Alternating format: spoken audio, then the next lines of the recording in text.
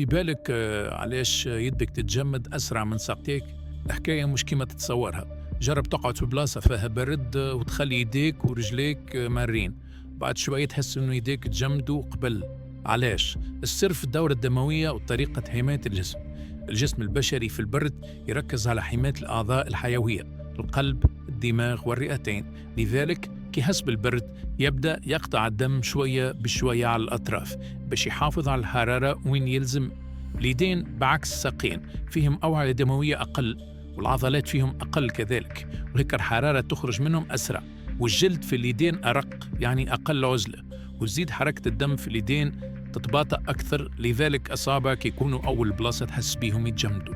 هذا علاش حتى في حالات اليدين والأصابع يضربوهم قبل في الروستبيد، الساقين عندهم عضلات أكثر وكتلة أكبر، يعني نجموا يحتفظوا بالحرارة أطول شوية.